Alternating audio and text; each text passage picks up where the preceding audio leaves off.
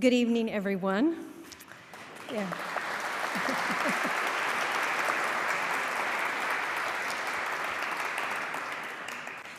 I'm Serene Jones, and I am tonight the extremely proud president of Union Theological Seminary in the city of New York. And it is my honor to welcome you to the 9th Judith Davidson Moyers Women of Spirit lecture. And especially my honor to welcome you along with our esteemed woman of mighty spirit, Associate Justice of the Supreme Court of the United States of America, the Honorable Ruth Bader Ginsburg.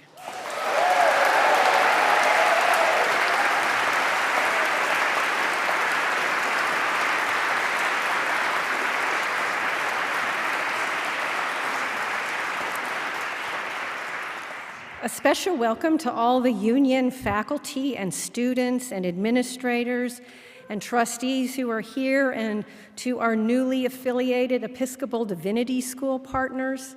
I want to say a special hello to all of you who are in the overflow room in 207. And we have a lot of people watching online. So let us know you're watching by using the hashtag RBG Women of Spirit. I'm also particularly happy to welcome the chair of Union's board, William Candelaria, and our beloved Chair Emeritus, Wolcott Dunham. I also want to begin by extending a warm welcome to our community friends and neighbors from this neighborhood, and a special warm welcome for those of you who are here at Union for the first time. Will all of you please join us at the end of this evening's program for a reception in the back of the chapel? And I ask that you turn off your phones, and as requested, would you please refrain from taking pictures and just sit back and enjoy being here. Because you are here tonight in a very special place. It is a small but mighty place, Union Theological Seminary. A little bit about our history. We were founded in 1836 by a small group of radical, this evening I'll call them notorious, clergy, who left behind the quiet halls of their seminaries up the road in New Haven and down the road in Princeton, and they came to New York City and set up tents on the docks downtown to start a whole new kind of seminary. They ardently believed that if ministers were going to be strong public voices for good in this nation, they needed to be educated in a place where all parts of the nation gather. And for them, that was the teeming, messy, diverse center called New York City. Now, little did these founders know that this unlikely tent of a seminary would quickly rise to become the preeminent theological seminary in the world. For almost 200 years, this place has earned that acclaim by bringing together the best theological minds of each generation. Dietrich Bonhoeffer, Reinhold Niebuhr, James Cone, Katie Cannon, just to mention a few. And supporting these teachers, Union has educated generations of impassioned, smart, and brave students who time and again have risen to the challenge of being the moral and spiritual leaders of this great land. You find Union graduates and students in soup kitchens and in Congress. You'll find them on the streets working with the formerly incarcerated, and also as sitting judges in some of our courts, our nation's highest courts. You'll find them around the world, leading some of the most important social movements of the 20th and 21st century in South Africa, India, China, and in all of the ongoing civil rights movements here in this nation. To make this more real, let me give you a sense of what this mission has meant just in the past month alone at Union. This past week, we watched with pride as one of our present students, Joshua Brian Campbell, appeared at the Oscars as a nominee for the composition of the Best Original Song along with Cynthia Urveo, who sang it at the awards, the beautiful Stand Up. Amazing.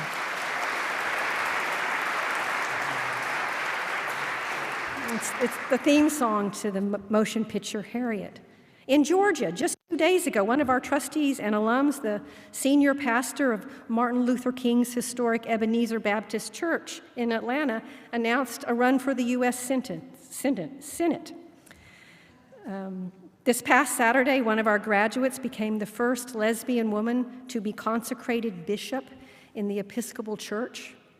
She followed the first woman and first African American to become bishop in the Episcopal Diocese of Colorado last May, who was also a Union alum. This list could go on, including all of those graduates who right now are working in small, struggling rural parishes, or on the border in Juarez, or in community organizations around the nation, helping people learn what it means to love, to do justice, and to care for our precious earth. Today at Union, this includes not only Christian students, but also students in our Buddhist and our Islamic study programs, and Jewish students seeking out us in partnership with Jewish Theological Seminary right across the street. Also, 1/3 of our students, of our student body, is comprised of unaffiliated students, the spiritual but not religious, who now make up the largest denomination, if they were a denomination, in our country. We are proud here that the religious and spiritual diversity of our nation and our broader world is reflected in our classes and our community. What brings this remarkable, indeed, it's not a stretch to say unmatched, diversity of students to this place? It's quite simply what we teach. Our motto is Union, where scholarship and faith come together to reimagine the work of social justice. Here we study big questions. What's the purpose of our lives? Our meaning? How are we supposed to live together? What are the big stories, those deeply spiritual stories we tell ourselves about who we are? We study the big why, but also the urgent how. And it's not just an intellectual endeavor, although it is that.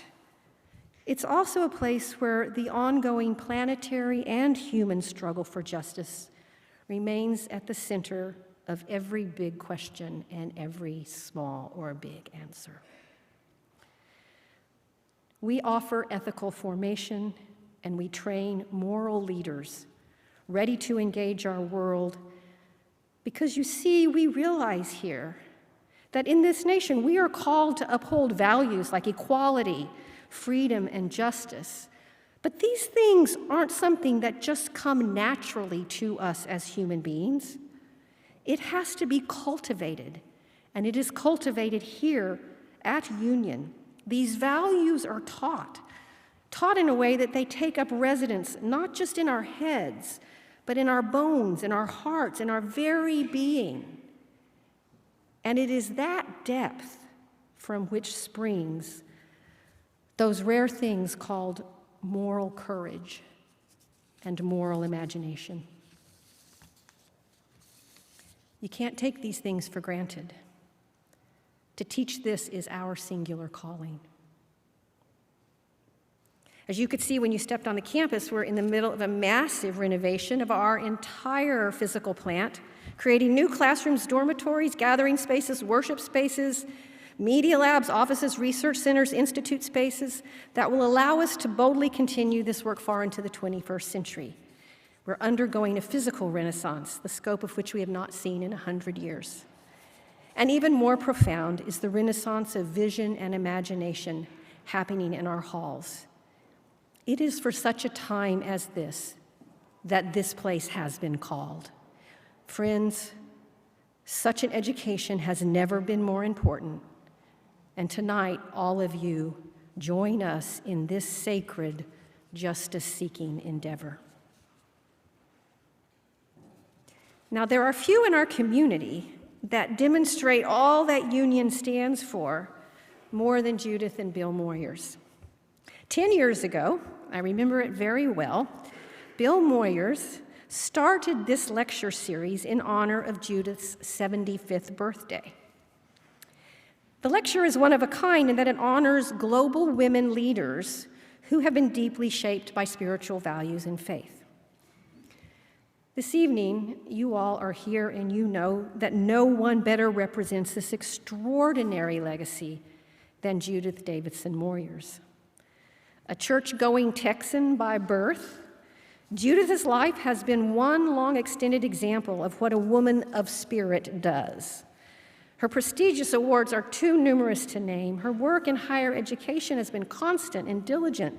Her leadership role as the president of Public Affairs Television, the critical role that she played in the programs and documentaries, the voluminous programs and documentaries produced by her and Bill, programs calling us to conscience, exciting moral courage. Judith, mother and grandmother, we're so happy that all three of her children are with us tonight.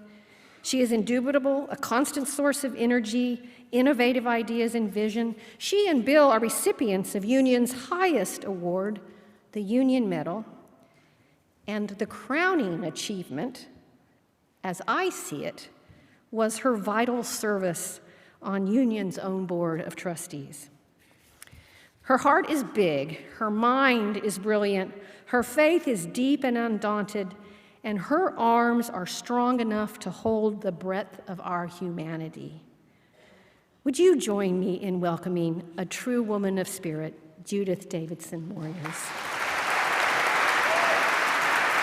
Thank you, Serene. Over the top.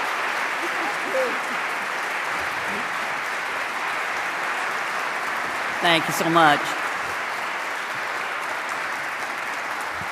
I told Serene just this minute, that's a little over the top. It has been my pleasure for 10 years now to suggest to Serene and the dean and the faculty which of the millions of women of spirit we should invite to come to Union. All over the globe, women continue to take action to change the world. Here at Union, especially. You know, it's been generations now where students have combined scholarship and activism. In the past 10 years, we have had fabulous women here for this Women of Spirit honor. You have the list. It's in this, and so I'm not going to call their names, which breaks my heart because usually I do, and take time with each one. But you'll see. But don't do it right now. Each of these women has taken action in different spheres: climate change, the environment, poverty, human rights, labor organizing, politics, and reform of our criminal justice system. One, even by writing Pulitzer Prize-winning novels and essays. That was Marilyn Robinson. Tonight, we're honored to bring you a very special guest to be in conversation with journalist Bill Moyers. You all know Bill. He's almost 50 years in television and his 40 Emmy Awards, so I don't need to say any more. I could. Believe me. We've been married 65 years.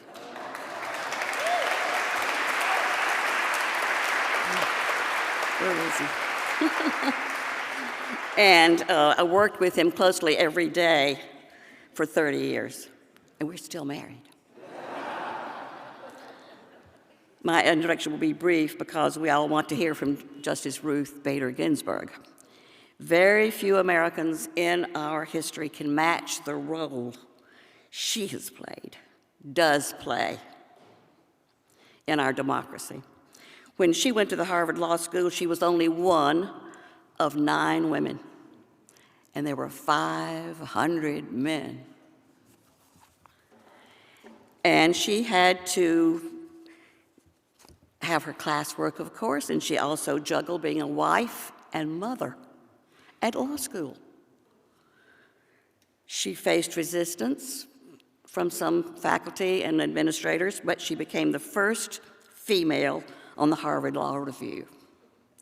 Her late husband, Martin Ginsburg, came down with cancer while they were still in law school, and she attended his classes as well as hers, and took those notes and typed those papers for both of them.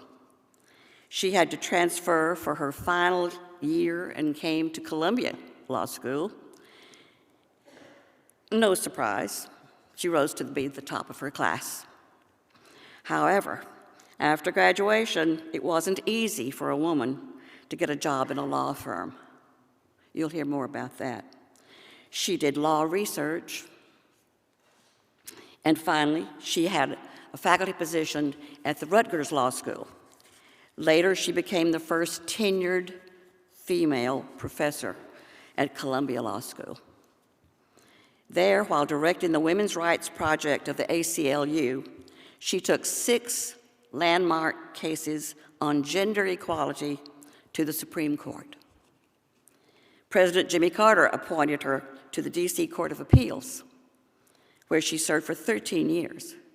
And in 1993, President Clinton appointed her as an Associate Justice of the Supreme Court. Wow, only the second woman to take the bench.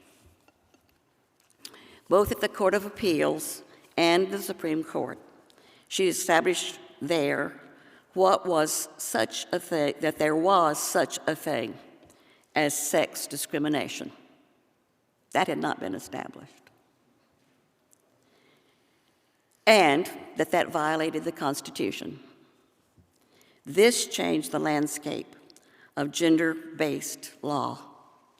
Throughout her career, she has championed the equal citizen stature, constantly reminding all that the Constitution protects the rights of everyone.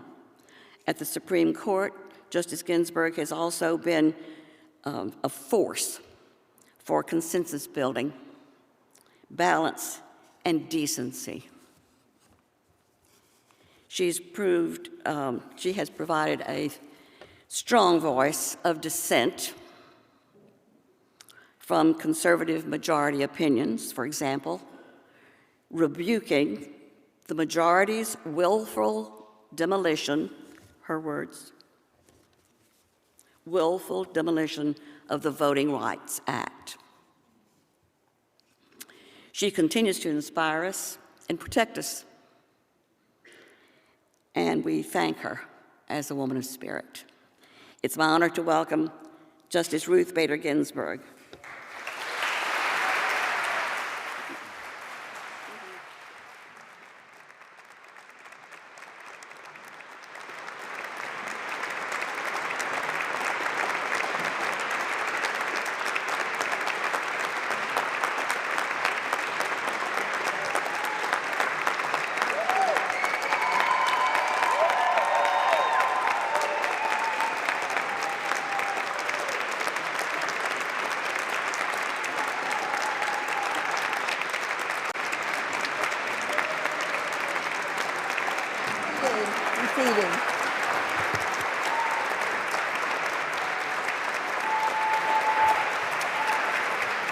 Thank you.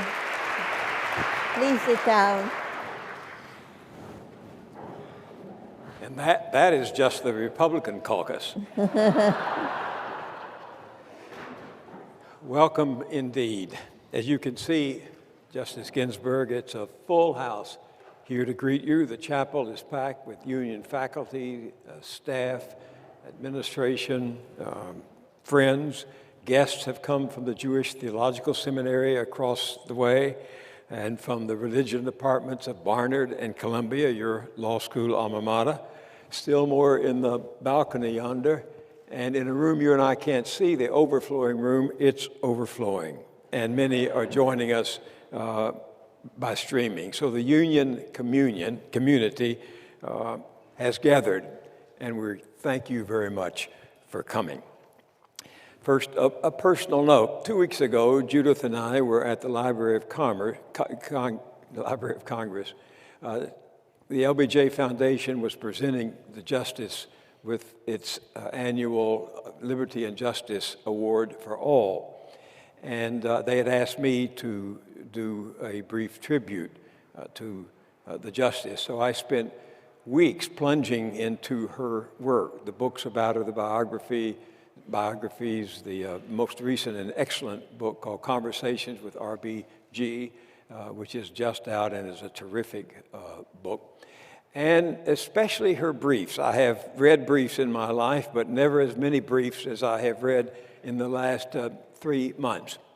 And what I discovered in both the dissenting briefs and the affirming briefs is a remarkable style, a remarkable body of prose that is lean and muscular as if it'd been in with a first-rate trainer for the last 30 years, and that was picturesque and descriptive and insightful. I never enjoyed reading anything legal as much as I did those briefs. And then I discovered a little-known fact about her. Maybe some of you do who know her well personally, but she had studied European literature at Cornell in the 50s with Vladimir Nabokov. And he had obviously had, reportedly had, and substantially had an impact on this unusual, remarkable, visible, and particular prose. So in your spare time, I urge you to get those briefs. I'm going to mention a few of them a little later and read them. They are remarkable literature. So I want to begin by asking you, Justice Ginsburg, what did you take away from that time with Nabokov that you feel definitely shifted your way of writing? We called him Nabokov, the various pronunciations. He was a man who was in love with the sound of words. I think English was his third language. His first language was French and then Russian. And he explained why he liked writing in English better than other languages. And he gave his example, the white horse. Well, if you say it in French, it's le cheval blanc. But when you say cheval, you see a brown horse. You have to adjust your image to make it white. But because we put the adjective first, when the horse comes, it's already white. Is it true that he influenced your using the phrase gender discrimination instead of sex discrimination, and that you made the change? That change was brought about by my secretary at Columbia Law School. Millicent Tryon was her name. She said to me one day, I've been typing these briefs and articles for you, and the word sex juts out all over. Don't you know that the men you are addressing, because the federal bench was then virtually all male, don't you know that their first association with the word sex is not what you want to be on their minds? So choose a gender-neutral word, a grammar book term, and that will ward off distracting associations. So I thought that she was so right, and I began to use gender-based discrimination, and the court picked it up too. So now you will see gender used. Did you ever think of giving up law for novels? Did you ever think of becoming a novelist after that experience? I love the law. I love the study of law. Unlike many law students, I thoroughly enjoyed my 3 years in law school. I don't think I have the capacity to be a good novelist, but in the trade I have been in for goodness knows how many years. It's hard to believe I'm been on the Supreme Court for 27 years.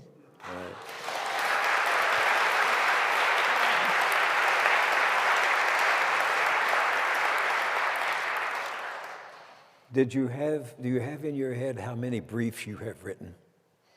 How many opinions? Yes, opinions. Hundreds and hundreds, because before I was on the Supreme Court, I was for 13 years on the Court of Appeals for the D.C. Circuit.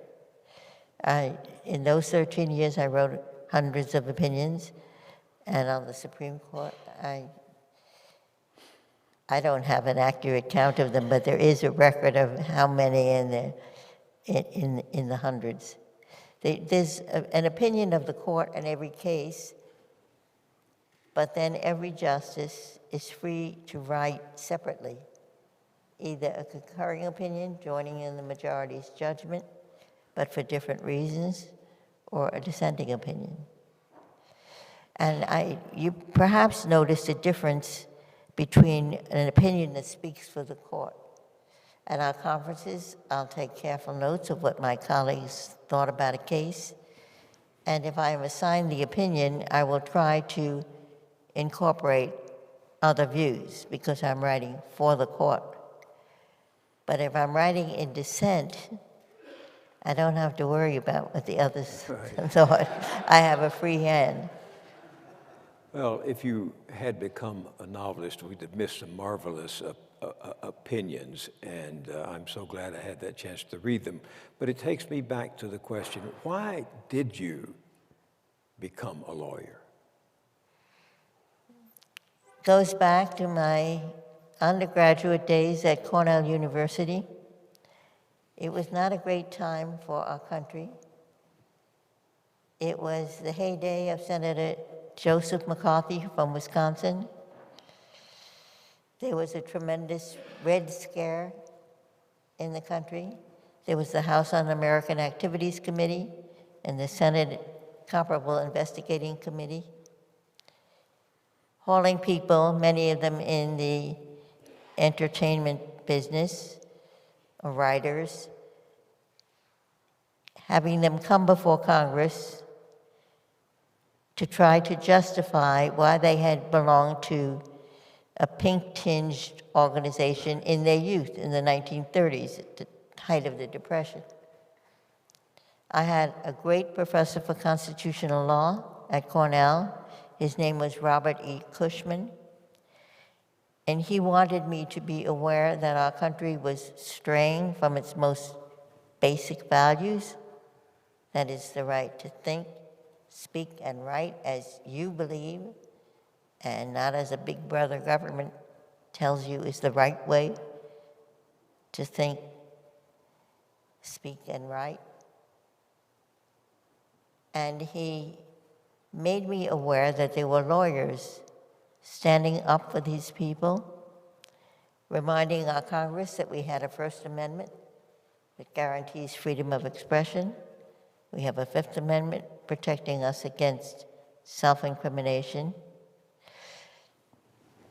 I drew from that being a lawyer was a pretty nifty thing to be, because you could earn a living, but you could also do things for which you were not paid that would make conditions a little better in your community. So it was that idea of a lawyer is more than someone who works for a day's pay, but someone who has a skill that can help make things a little better. There runs through your life and your work a deep moral thread, a moral imperative. Where does that come from?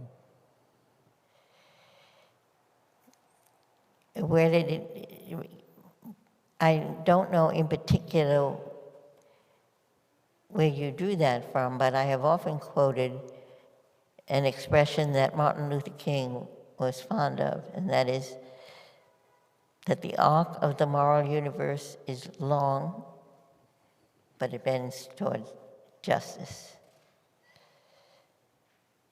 And I believe that fervently. I've seen it in my own lifetime. Things may not be now as we would like them to be, but think of how far we have come. For example, I grew up when World War II was raging, and we were fighting a war against odious racism. And yet our own troops, until the very end of the war, were rigidly separated by a race. That was wrong, and I think World War II was a major contributor to the Supreme Court eventually ending apartheid in America with the Brown v. Board decision. 1954, right? Yes, it was 54. But if you think of the way things were, the racial injustice that existed in our country, the confined opportunities open to women, so much was, it was the closed door era for women. And I have seen those doors open wide. I have seen what was once the closed door replaced by a welcome mat. So I am an optimist because I know that there is the possibility of change if people really care to make it happen. And that's important because I never could have done what I did if there hadn't been a groundswell among women in the late 60s and throughout the 70s, wanting to tear down the barriers, wanted to free both women and men to be you and me, to follow your own talents as far as they could take you. When I asked you that question about that moral imperative, I thought you were perhaps going to come back with something about the Hebrew prophets. I did my graduate work in theology and church history, and the only courses I came close to flunking were 2 years of Hebrew. If I hadn't been married to Judith, I would never have come out of it. But I did spend enough time with that to think I heard in some of your opinions that cadence of the prophet, that outrage that comes with the sight of injustice. And I found where you said after you took the oath at the Supreme Court, I am a judge born, raised, and proud of being a Jew. The demand for justice runs through the entirety of the Jewish tradition. I hope in my years on the bench of the Supreme Court of the United States, I will have the strength and courage to remain constant in the service of that demand. When I read that, I realized that explains the biblical command on the wall that was in your chamber. Is it still in your chamber? It's from Deuteronomy. It says, justice, justice shalt thou pursue, that thou mayst thrive. Yes. It also, what I came away with from my Jewish heritage is a love of learning. Learning is highly prized among Jews. My father came here from Russia when he was 13. He went to night school to learn English. He never had any formal education except Hebrew school in any country. My mother was the first child in her large family to be born in the USA. Education was tremendously important to them. And I grew up learning to love to read. My fondest memories as a child was sitting on my mother's lap while she read to me. So yes, it's the opposition to injustice and wanting to do something about it There's a Jewish expression about the obligation to help repair tears in the society in which we live. I came upon an editorial you wrote in your high school paper, I believe, in which you did an amazing account of the importance of the Magna Carta, but the Ten Commandments first, the Magna Carta, the 1681 or 91 Bill of Rights in England, the Declaration of Independence, which marked the framework for a new government, and the UN Charter that was adopted. Yes. How did you at that age bring those documents together in what's a brief but remarkable exposition? It was in the 8th grade.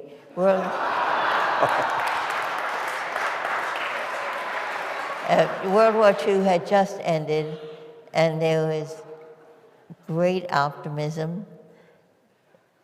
There was an organization with a name something like the World Federalists. Everyone was hoping for this one world that would live at peace and that the rule of law would take over. It hasn't worked out quite as well as the expectation at the time, but it was very, very hopeful time, and the UN Charter was the idea of one world at peace was alive. It didn't take too long before the Iron Curtain came down, and we began what endured for so many years. But you were optimistic, despite the fact that you were born in the midst of the Depression. You were born in 33. Yes. I was born in 34. Judith was born in 35. So we've got between us 250 some odd years. And it was after the Depression and after World War II. I think both of us were quite optimistic then, even though we were too young to know what optimism was. But we were hopeful about the future. But something else, I almost brought it tonight, and I thought it would take too long. So that was in the 8th grade. Was it in high school then you came upon that writing by Anne Frank in which she, and I'd never seen this before, I've read her diary, seen the documentaries, but she talks about the plight of women. Yes. And why women are taking the subordination to men. She says it's stupid. Yes. She says it's stupid. And she says, I can only explain it by the fact that, well, men are more physical, men do the work, and men can do as they please, or something like that. And then she said, I just hope women will wake up one day and realize what's been done to them and do something about it. And she was 15 years old. 15 years old. Where did you find that? It's in the diary toward the end. It was one of the last entries before she was sent off to, I think, Bergen-Belsen, where she died, I think, about a month short of her 16th birthday. Can you remember what you thought when you read that about women in Anne Frank's diary? I don't remember the first time I encountered it because I read the diaries a few times. But it was a real eye-opener. I knew that these situations, these conditions existed, but I thought, well, that's just the way it is. There's not much you can do about it. You'll have to cope with it. But that's a remarkable entry in her diary. Right. And she mentioned some progress too. She said in some countries they've been given equal rights. Mm-hmm. Things were better, right, for women.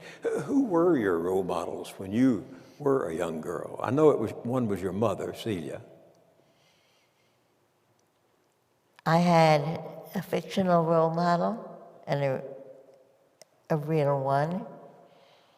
You're right that my mother was a constant encourager, telling me, be independent, whatever else you do. It would be nice if you met and married Prince Charming, but be prepared to fend for yourself. The fictional heroine was Nancy Drew.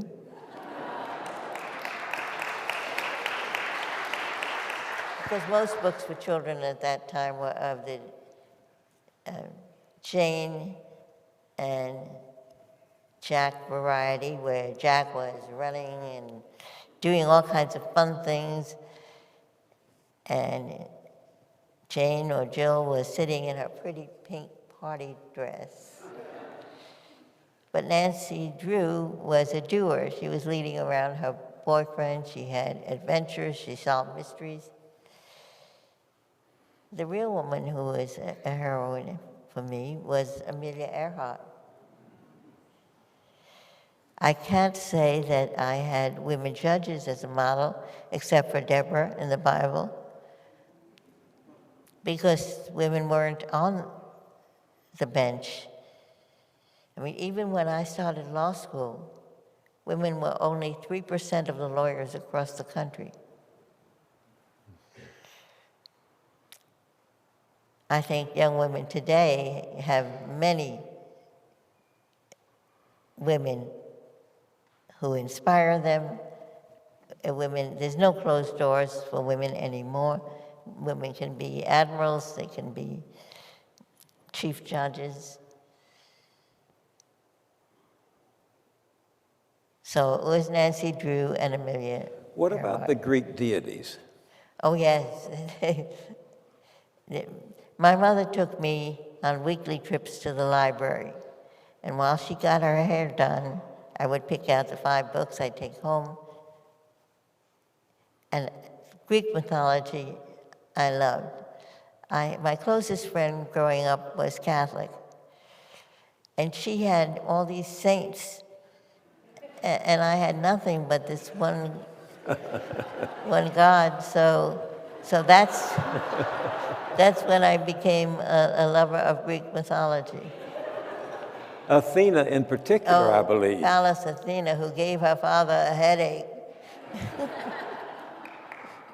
She is said to have, I was struck by this when I came across it, because when I was about that age, growing up in a small town in East Texas, walking down East Burleson Street, they had just opened the new small library built by the business and professional women there, our first real external library outside of the courthouse. And I went in and I picked out 2 books to take home, first books that I'd ever had. One was Jules Verne's Around the World in 80 Days, and the other was a book of Greek heroes. And about the same time you were reading about Athena, I was reading about the males who were often the object of their wrath. So we have that in common. That framed an issue with me. Jules Verne enhanced my desire to be a journalist because he traveled the world and did it on somebody else's expense account. And I like that. But Athena was said to have established the rule of law when she tried Orestes, right? Yes. For the murder of her mother, who had killed his father. Yes. And so she was said to have put down the first frame for the rule of justice. Yes. And I wondered if you saw something in the future for you because of that. I did not dream of being a judge, because there may have been Athena, but she was immortal. There were no mortal. In fact, it wasn't until Jimmy Carter became president that women showed up on the federal bench in numbers. Go back to when I was in law school, there had been just one woman in the entire history of the country who had ever served on a federal appellate bench. She was Florence Allen from Ohio. She retired in 1959, the year I graduated from law school. Then there were none again until Johnson appointed Shirley Huff Stetler That's right. to the Ninth Circuit. And then Carter made Shirley Hufstetler the first ever Secretary of Education. There were none again. Carter thought, I've seen these federal judges, they all look just like me. But that's not how the great United States looks. So he was determined to appoint members of minority groups and women in numbers to the federal bench. There was no vacancy on the Supreme Court. He had only 4 years in office, but he transformed the federal judiciary. He named, I think, over 25 women to district court, trial court benches, and then 11 to courts of appeals, and I was one of the lucky 11.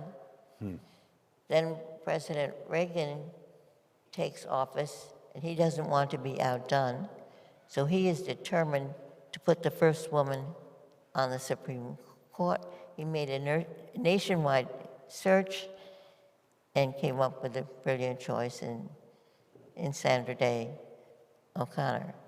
And no president has gone back to the not-so-good old days. So women are now something like close to a third of the federal bench. Not enough, but it's certainly moved in the right direction. Let me take half a step back, and then we're going to move on to some matters of law. But you grew up in Flatbush in Brooklyn. Flatbush had at one time, it was one of the original Brooklyn colonies in the old days, and then it became, by the time you came along, the largest concentration of urban Jewish people in the world, believe it or not, mixing it up with the Irish, the Poles, the Italians, and some Syrians. And there is, in your biography and other accounts of Flatbush in the 30s and 40s, a sense of energy and drive. And, you know, some conflict, obviously, when that many people are aspiring for their daily bread. But you lived near Coney Island, and you could see across the way, I'm told, the Statue of Liberty. There was something that one writer called a thorough Americanness about Flatbush. Did you sense that? Did you get the patriotic vibrations and the jostling that was taking place in the country around that time? Most of the people in my neighborhood, their parents either came from the old world, certainly no further back than their grandparents. Our neighborhood, as many in New York, was about evenly divided among Jews, Italians, and Irish. And then, as you said, there was a smattering of other. What there wasn't in our neighborhood were African Americans. And even when I went to law school, I think it was mentioned that I was one of 9 women in a class of over 500. In that same class with 9 women, there's only 1 African American in the entire Harvard Law School first year class. Just one? Just 1. Well, I lived in a small town in Texas, grew up 20,000 people, 10,000 black and 10,000 white, and rarely did the twain interact. We saw each other from a distance, but it proved, as I've said many times, that you could grow up well-loved, well-taught, and well-churched, and still not know anything about the lived experience of someone else just across the tracks, right? You might know of a case named Sweat Against Painter. When it came, Texas finally realized it couldn't exclude African Americans from legal education. So it set up, I think in the 40s, a separate school, separate and vastly unequal.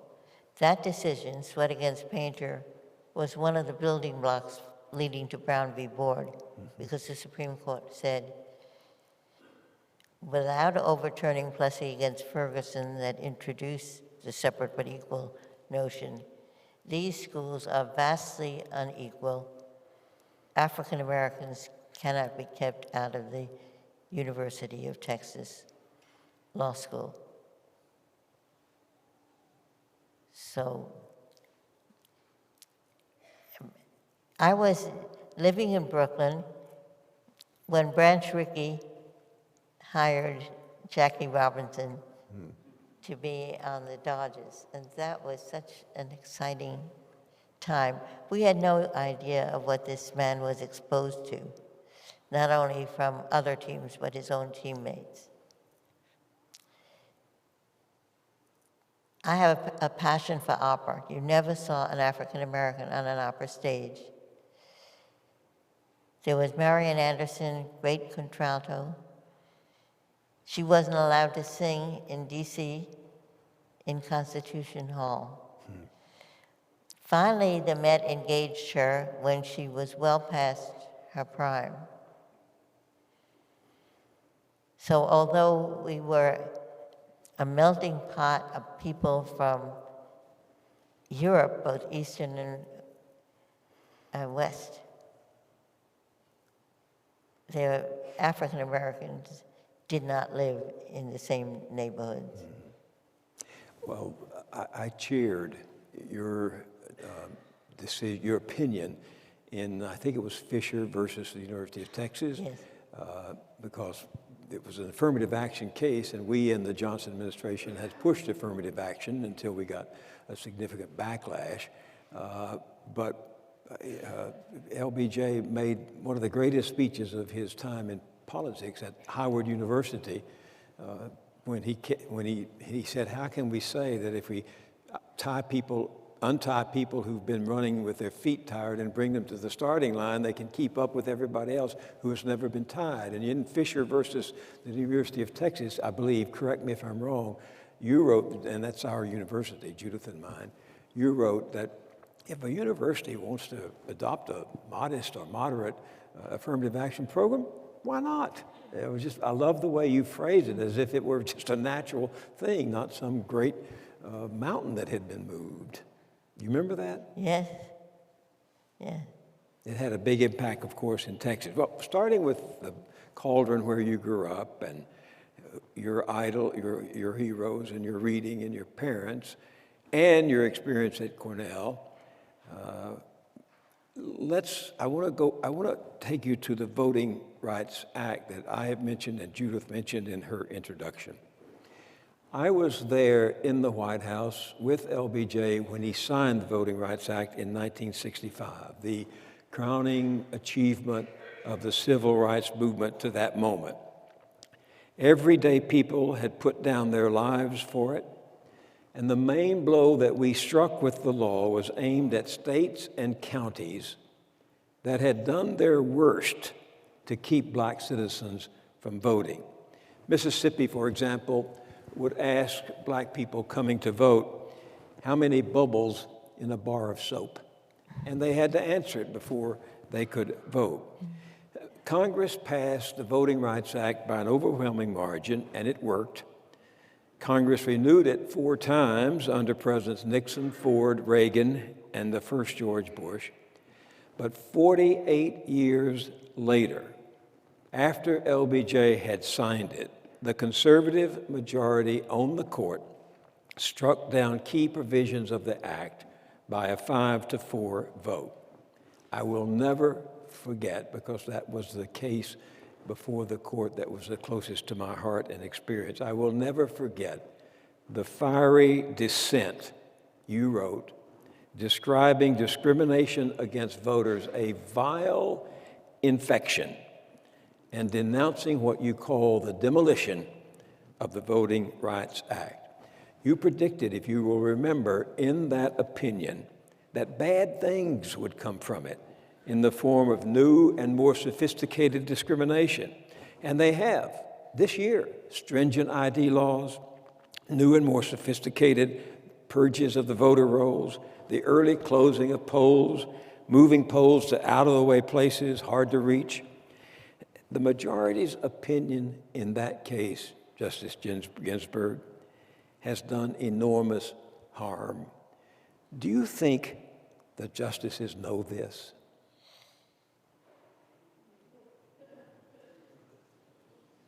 Do I think they know it? Yes, but the majority place the blame elsewhere.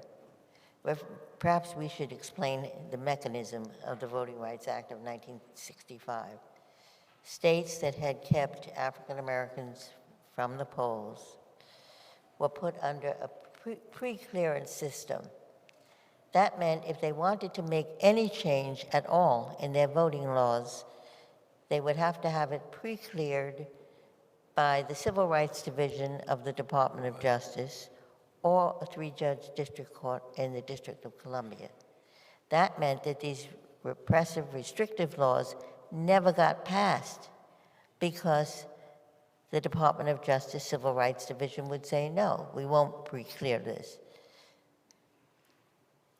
The majority's view was Voting Rights Act is 1965.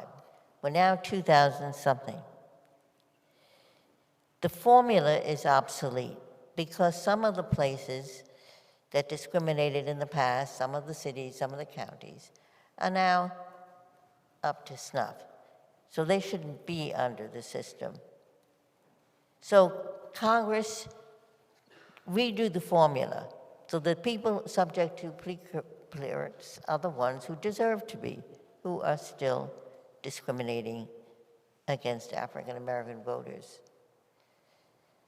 Well, the stark reality, political reality, here's a Congress that had the Voting Rights Act had been recently renewed when the case came to the court. What member of Congress was going to stand up and say, my district or my county or my city or my state is still discriminating, so keep us under the pre-clearance system? It wasn't going to happen. It wasn't going to be a new formula. The act itself had a get-out-free mechanism. That is, if you had a clean record for X number of years, you could bail out and you would no longer be subject to the pre-clearance system. So Congress saw the problem. It had provided the bailout, which I thought was the right way to do it. The political reality was Congress was not going to pass a new formula. And I did say, this is a law that really worked. That pre-clearance system worked. And it didn't come later. It came immediately.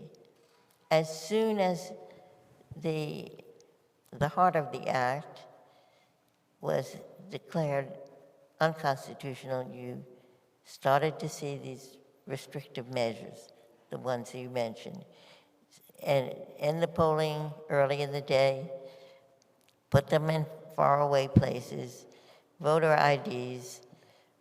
If I may, hours after the court issued its judgment, Texas, the legislature of Texas, passed a severe ID law the same day, just hours after that. My friend Don Reeves called me and said, well, it started, what started? The reversing, he would have said the arc is being pushed back the other direction. And you anticipated that. Was it some intuition you had? No, I think it was almost certain that was going to happen. But the majority blamed Congress, said that this is legislation. The legislature should fix the statute so that it fits the contemporary scene and not the scene in 1965. That was the court's view. The case was decided when Obama was president, at a time when many Americans thought we were living in a post-racial America. We've been disabused of that notion in the past few years. And I want to ask you, do you think that if the opportunity came again, especially in the light of the bad fruit that this decision yielded, that the court might reconsider?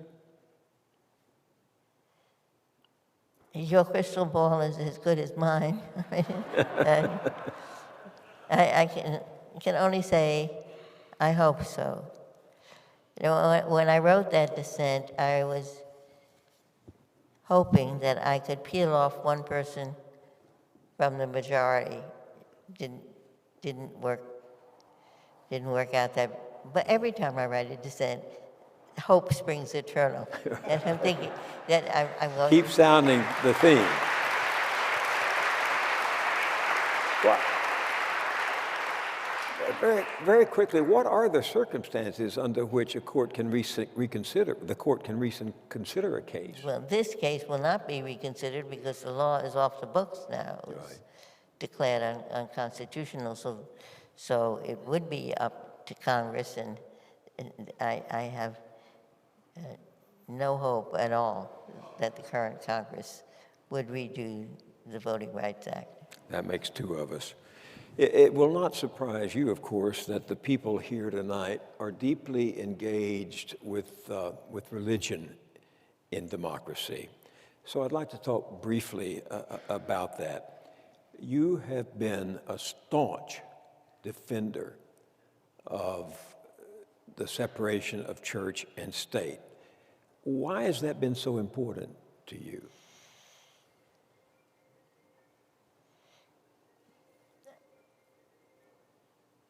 I think that religion is stronger when it's separate, when government isn't entangling itself with religion. I should say that the wall, to be frank, no longer exists. The current court has a different notion of what the religion clauses, the Establishment Clause, Free Exercise Clause, what they mean. And the notion is the state must be neutral among religions.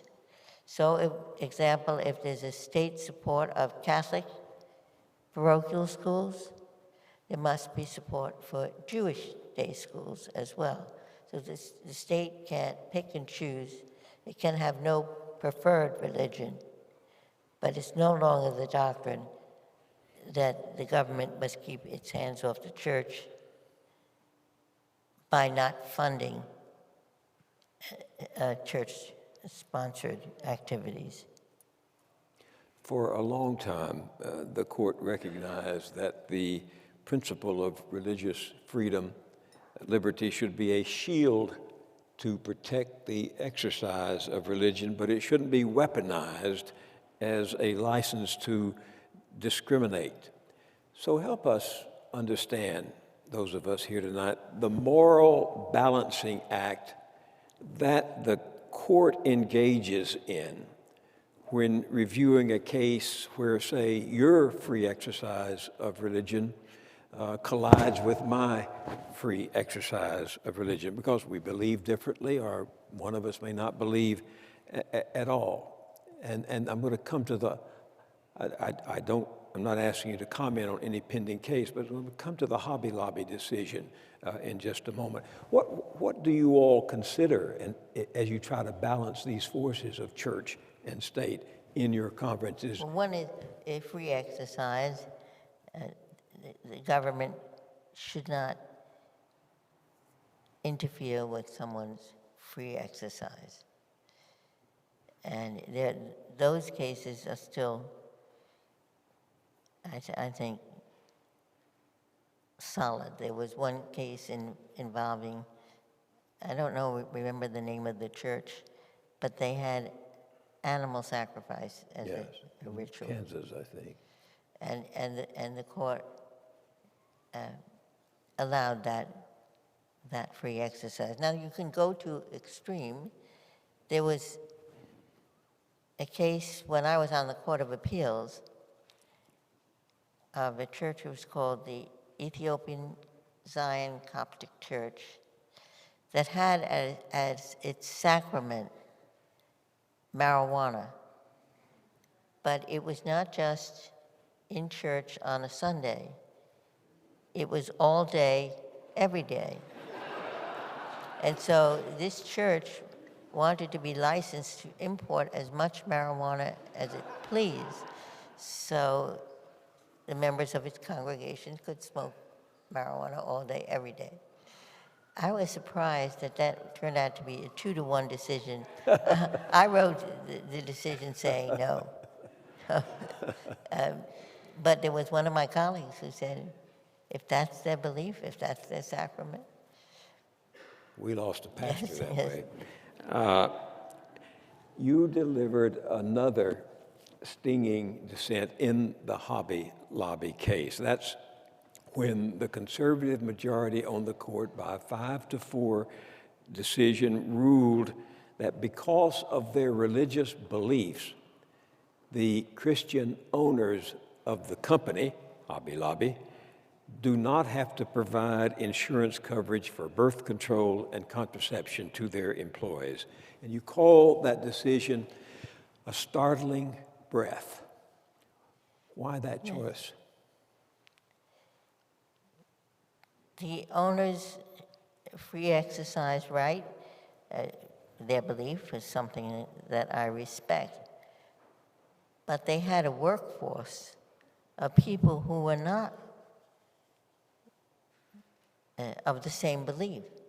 And the federal law guaranteed to women insurance coverage had to cover contraceptives.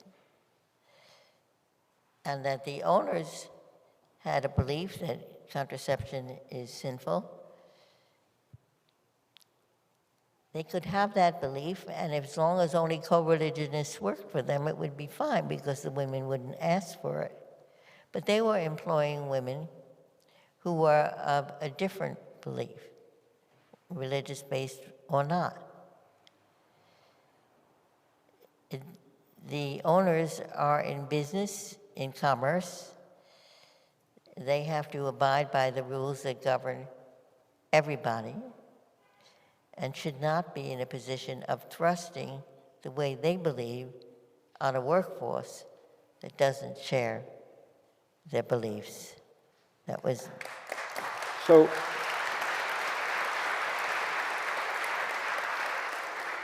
you said, the court, I fear, has walked into a minefield. Yes. Explain that. Yeah, that was... It was understood that if you were engaged in a business, selling to the public, you couldn't, for example, say, I don't want to sell to Jews, or I don't want to sell to African Americans. You're in business, your business has to be open to all people who want access to the facilities. That's very reasonable legislation to adopt. And that's the way it had been until Hobby Lobby, giving the owner the prerogative. There were many, many cases along the way where there was a deeply held religious belief, but it couldn't be accommodated. Think of the Orthodox Jews who said, we'd like to remain open on Sunday because we must close on Saturday. That case came to the Warren Court, and they rejected the plea from the Orthodox Jews that they should be allowed to open on Sunday when all their competitors were closed. Well, I grew up in this small town I was telling you about. Members of my church owned 2 drugstores with soda fountains in them, and both of them believed that segregation was ordained by the Bible, and that they didn't have to serve the black people of our town who came in. And that prevailed up until the 60s, when we passed the Civil Rights Act of 65, which we talked about last week. So in effect... But I just, on that subject, would like to speak about a woman who came to be a role model for me, although we were both adults. In fact, she was, I think, in one of the first groups of Episcopal ministers to be ordained. Her name is Paulie Murray. Yes, yes. right. Paulie was attending Howard Law School in the middle 40s. All of the lunch places surrounding Howard University were white only. Paulie in the 40s organized the Howard students to sit in at those lunch places. And all of the lunch places around Howard changed to admit the Howard students. That was Paulie in the 40s. Before Howard, she was attending Hunter College here in the city, and she took one of her friends, a white woman, to go with her to visit her family in North Carolina. They crossed the Mason-Dixon line. Paulie is told to go to the back of the bus. She refuses, and she's arrested in the 40s, long before we heard of Rosa Parks. She wrote an article that was a major influence on me and other women in the 70s. It was called Jane Crow. Jane Crow. And the Law, yeah. In which she spoke about all the barriers, the artificial barriers that stand in the way of women being able to achieve what their talent and hard work would allow them to achieve. She is finally, I think one of the residences at Yale, where she got her divinity degree, has been named. There was a name of a Southern slave owner on the building, and now it's named after Paulie Murray. And she was a woman way ahead of her time. So Michelle Alexander, if you're here, you have your next book, Jane Crow, right? So, But Jane Crow has been written by Rosalind Rosenberg. It's the story. It's a biography of Paulie. I love what you told Jeffrey Rosen. And Jeffrey Rosen was your collaborator in this new book, Conversations with RBG, on, let's see, love, law, the other two, liberty, something else. But you said to him, quote, and this reminds me of that lean, muscular prose that you, I think, must have developed at Cornell. Hobby Lobby was in business for profit. It employed hundreds of women who did not share those religious beliefs. So if you're going to employ people, a diverse workforce, you cannot force your belief on the peoples who work for you. If that's a choice you want to make, if you want to be in business, then you have to play by the rules that all other businesses play by, and you can't disadvantage the people who work for you based on your belief, which they do not share. But we lost this round. You lost this round. And I was reminded that you had said elsewhere that the court has to be careful to see that Congress is not treading on our most fundamental human values. But I ask you, who is going to see that the court does not tread on our fundamental values? The people who have controversies that will come before the court, the lawyers who will represent them, the commentators on the cases that the court will hear.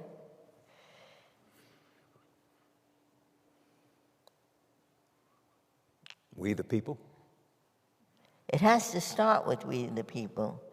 There was a great jurist, although never on the Supreme Court. He's, I think, universally recognized as one of the great U.S. jurists of all time, Learned Hand, who said, if liberty is lost in the hearts of men and women, no court can restore it. So almost every major change that we have seen has been the result of a groundswell of people saying, what we have is not right, it needs to be changed. Think of how the gay rights movement changed when people came out of the closet and said, this is who I am, I'm proud of it. The change was swift after that, but when people were hiding who they were, nothing was happening.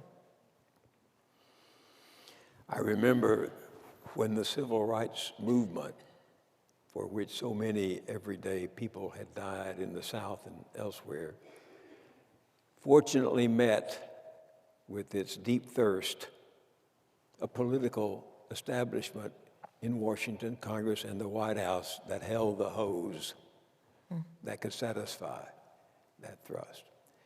That didn't happen with the gay rights movement until much later, but it finally happened. It was people who forced the change. Happened with the Me Too movement, started out there.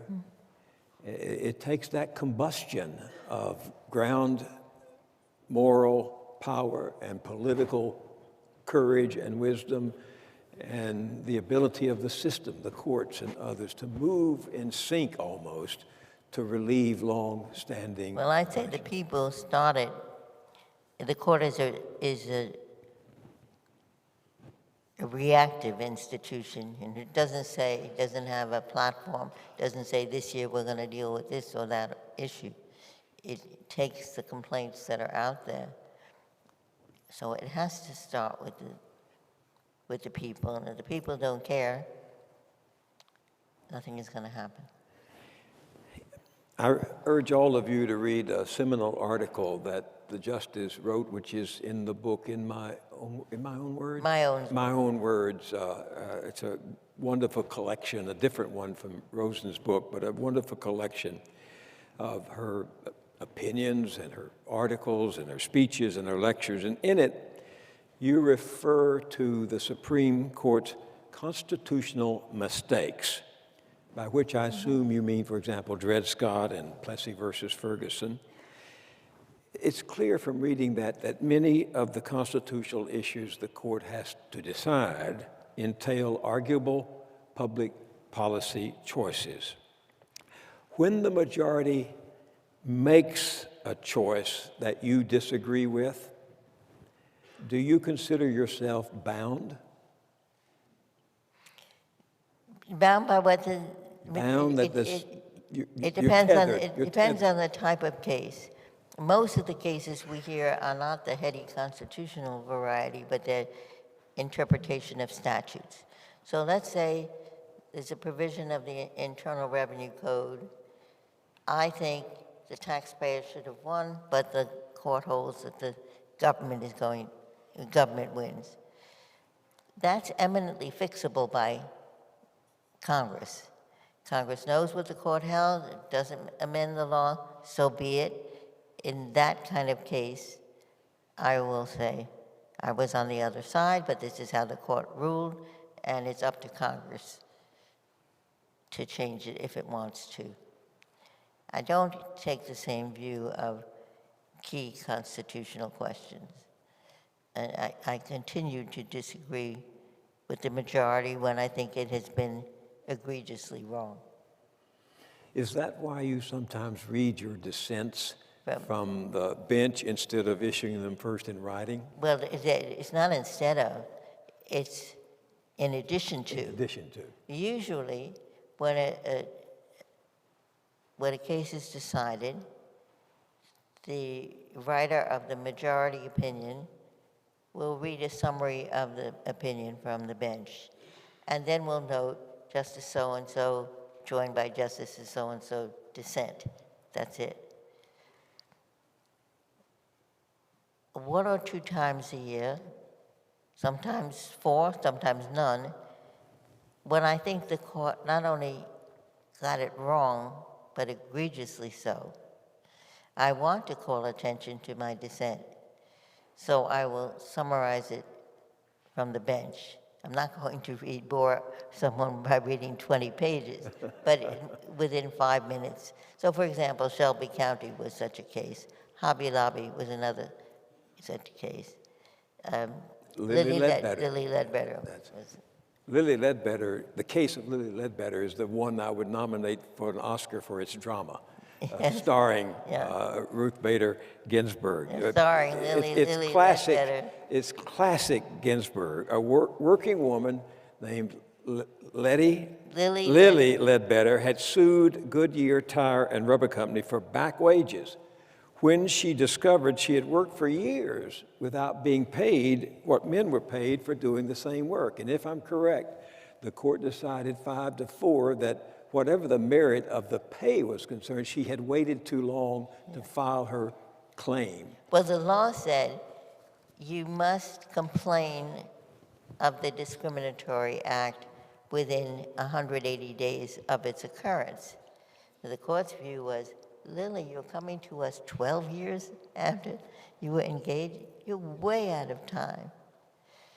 The dissent had a very simple notion, is that the pay disparity was incorporated in every paycheck she received.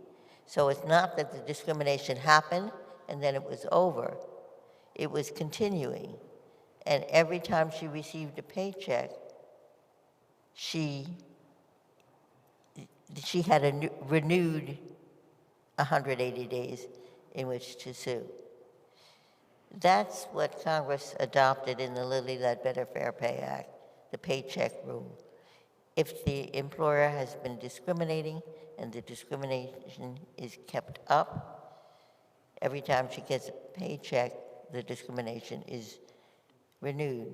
But what I tried to get across in my dissent was Lily was doing a job that up until then had been done dominantly by men. She doesn't want to be a troublemaker. She doesn't want to rock the boat. The employer doesn't give out pay figures.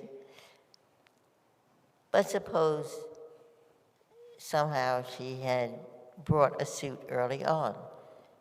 The defense almost certainly would have been, it has nothing to do with Lily being a woman. She just doesn't do the job as well as the men, so we pay her less.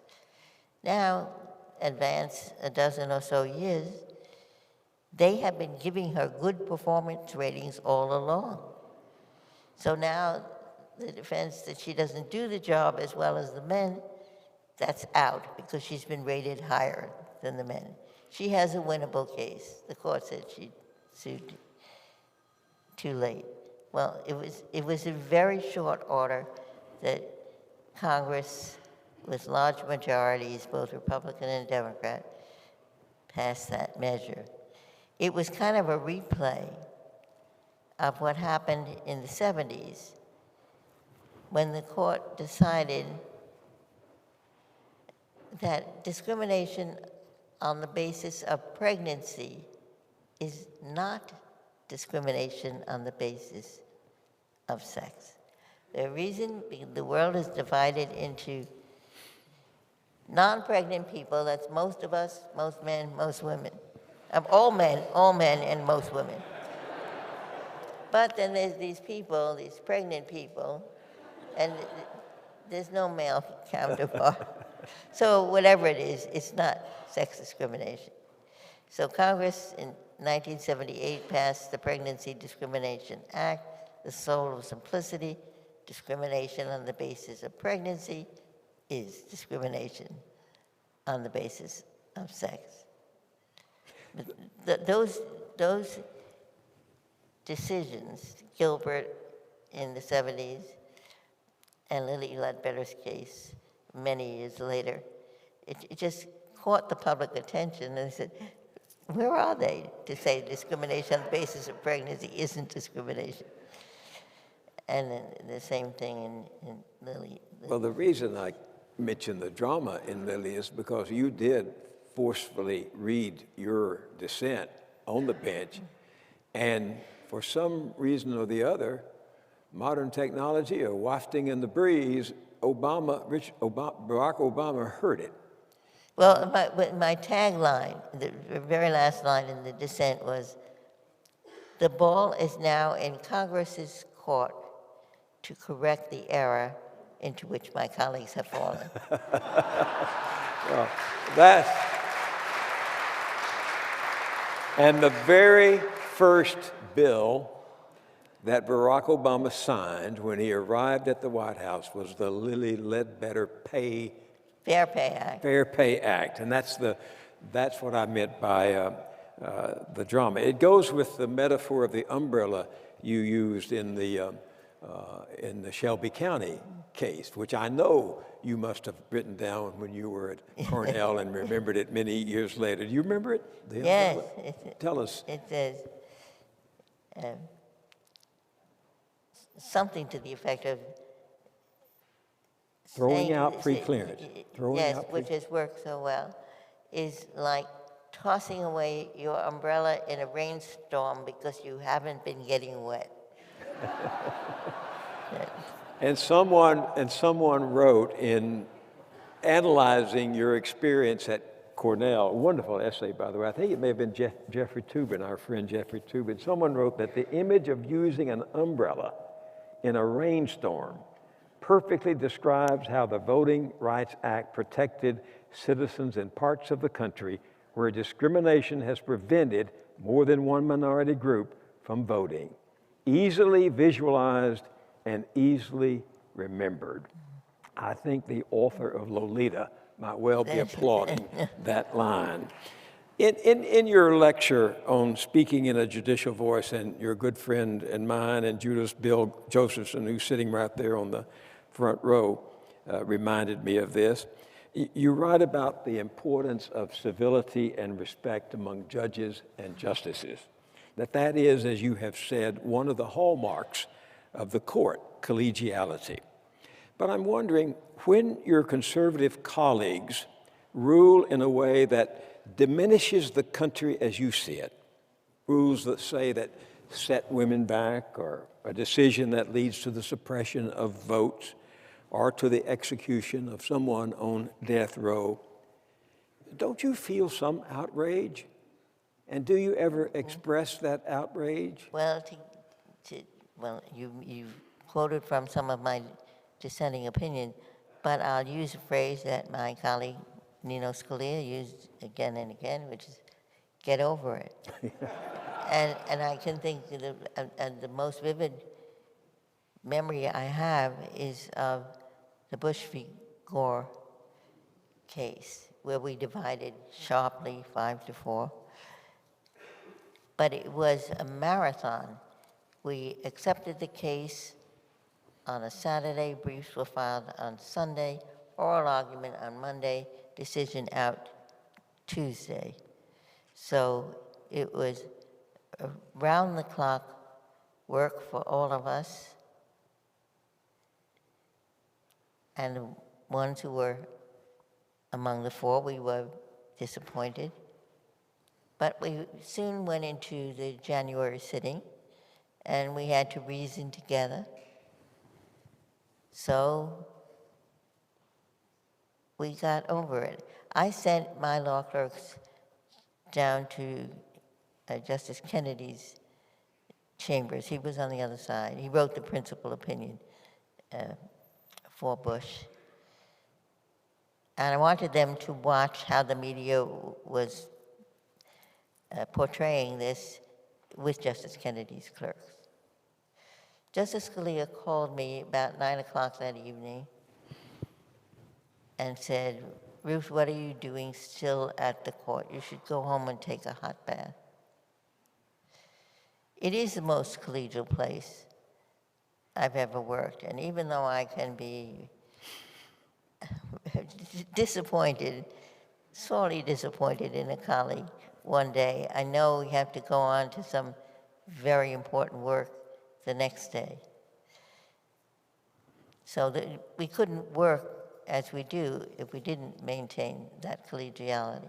But did he ever get under your skin, Nino?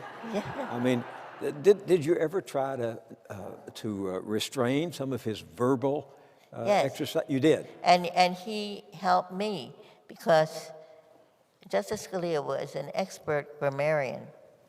And every once in a while, I'd make a grammatical error. He never embarrassed me by sending a note to the court saying, change this. He would either come to my chambers or call me on the phone. I've many times said, this is so strident, you'd be more persuasive if you toned it down. And that was advice he never took. But to give you another example, collegiality. So one case where we divided sharply was the Virginia Military Institute case. That's when you admitted women to what had been an all-male Right. academy in Virginia.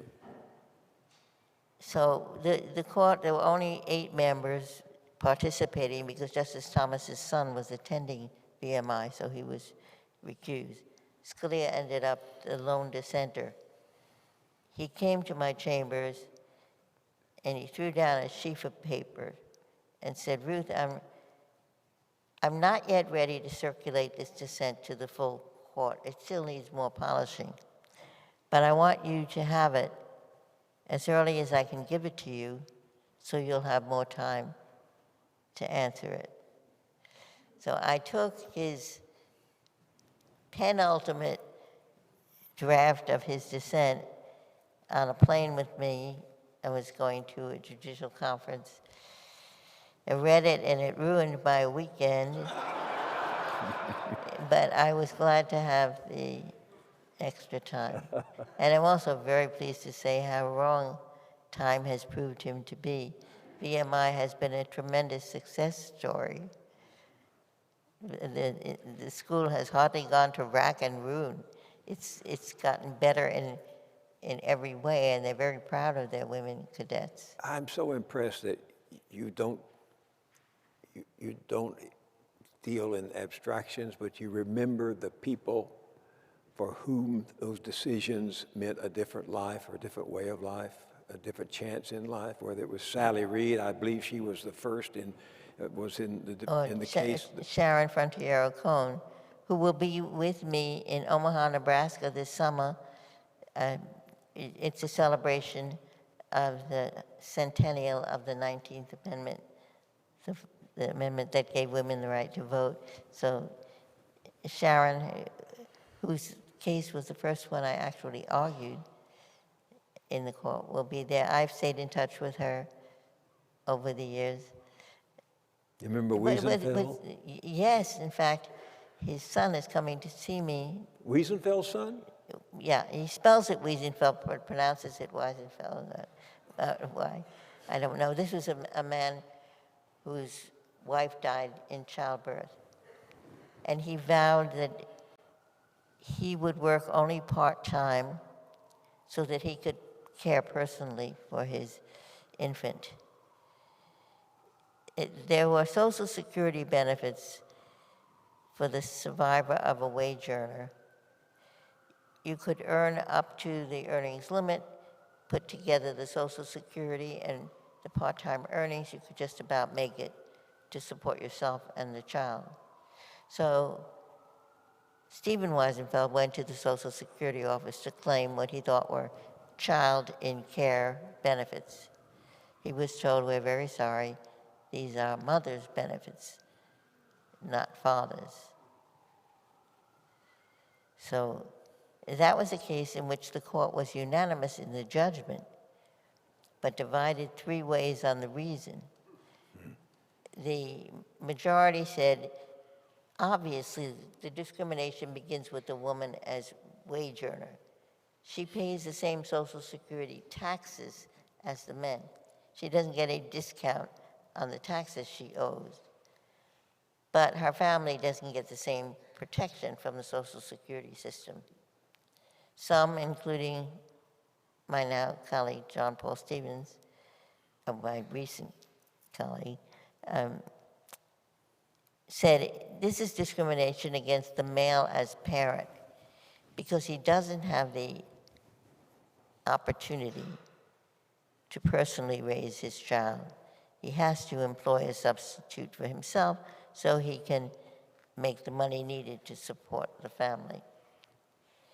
And then there was one, and it was the first and the only time in the 70s when my later chief voted at least for the judgment that I was seeking. And that was then Justice Rehnquist, who said, this is totally arbitrary from the point of view of the baby.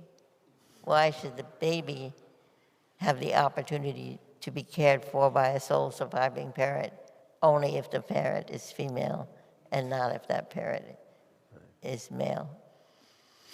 Well, I'm going to get a sizzling dissent from this, I know, but I yielded some of our time to Serene and Judith, and I'm now only halfway through the interview, but I'm receiving a rap notice over here from our director. I was going on to talk about the 19th Amendment and where we are, and the fact that 100 years after women got the right to vote, they still don't have equal political stature with men. Only less than 25% of Congress is female. But then there were none.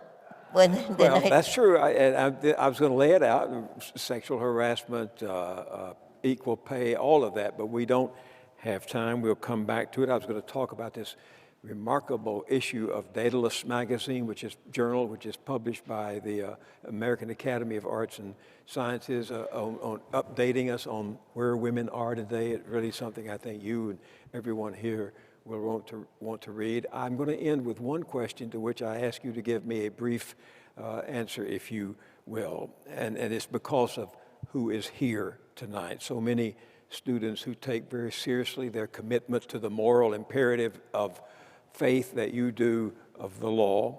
There's a saying that made the rounds in Washington in the 1960s: when injustice becomes law, resistance becomes duty.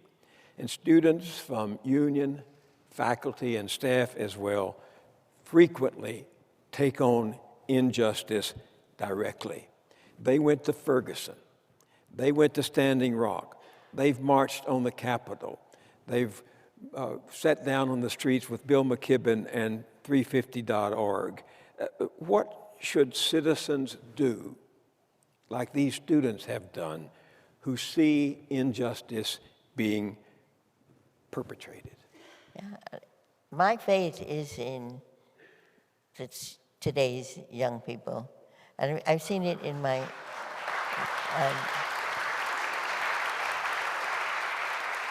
my granddaughter and the things that she is doing in my former law clerks. One of my former law clerks is devoted to seeing to it that every child who turns 18 registers to vote. It's an organization that will take them to the polls. My granddaughter is involved with the Purple campaign, which is concerned with the sexual harassment in the workplace. I think there is a spirit among today's young people that wants to combat injustice. That's what I believe, and I would do everything I could to encourage that. You've done your share. Justice Ginsburg, thank you very much.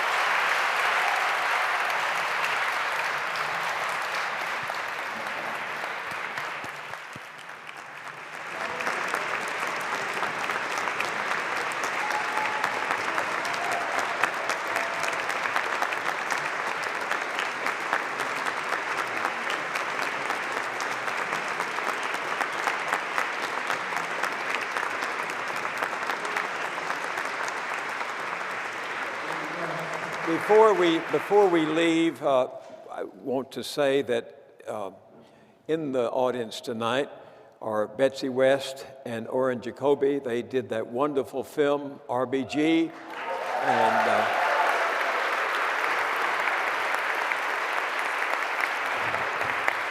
thank you for coming. Serene, have a seat. I want to remind everyone that we have a reception at the back that gives all of you a chance to talk to one another and enjoy the evening. And I want to say one final word of deep gratitude and thanks to Bill Moyers, the nation's journalist, and to Justice Ginsburg, our hero in so many ways.